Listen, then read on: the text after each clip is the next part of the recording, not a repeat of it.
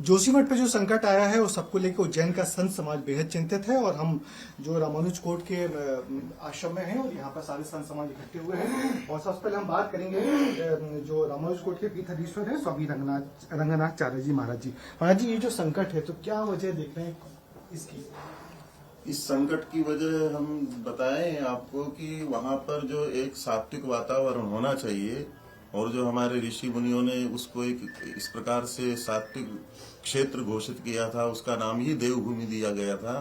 आज वर्तमान में उसको सरकार जो है अपने आर्थिक प्रलोभन को या आर्थिक विकास या जो भी माने राष्ट्र विकास के नाम से उसको भोग भूमि बना रही है।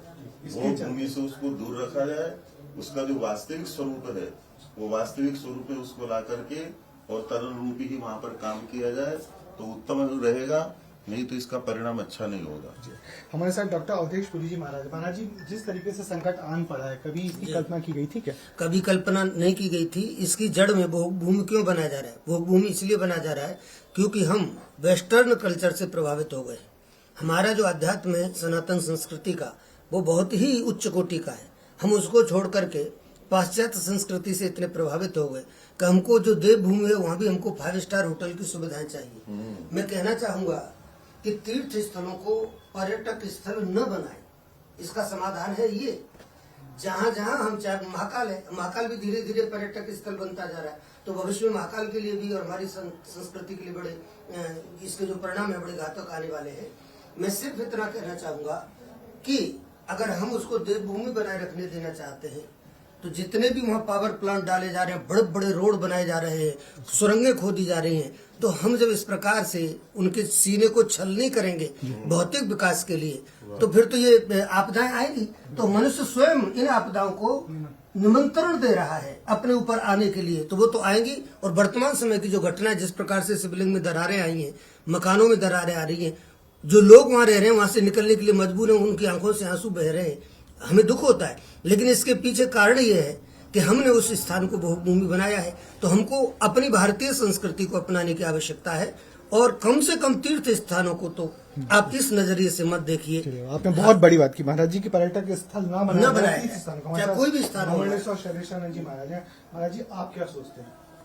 जी सहमत हूँ। समस्त संतों का जो चिंतन है वो इसी विषय पर निरंतर हो रहा है।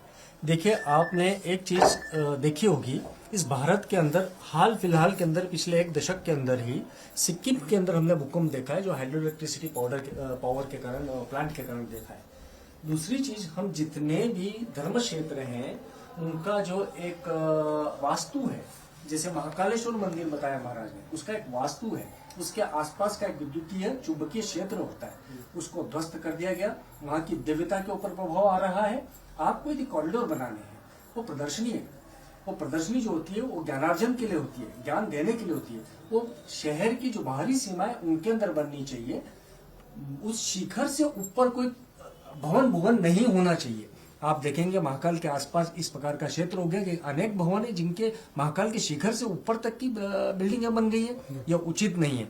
दूसरी चीज है कि हम ये स्पष्ट पुनः बार बार करें कि देशाटन किसे कहते हैं, पर्यटन किसे कहते हैं। हमारे राजनेता न तो किसी धर्मविद से सलाह लिए होंगे, न ही किसी भौगोलिक विशेषज्ञ से इन्होंने सलाह ली है, न ही किसी भी प्रकार के पर्यावरणविद से सलाह लिए, और ली होगी तो निश्चय ही सत्ता की गोद में बैठे हुए वो लोग होंगे जिन्होंने उस चीज का अर्थ का अनर्थ कर दिया, सत्ता के हिसाब से परिभाषित कर दिया वहां का क्षेत्र। यह उचित बिल्कुल भी नहीं है।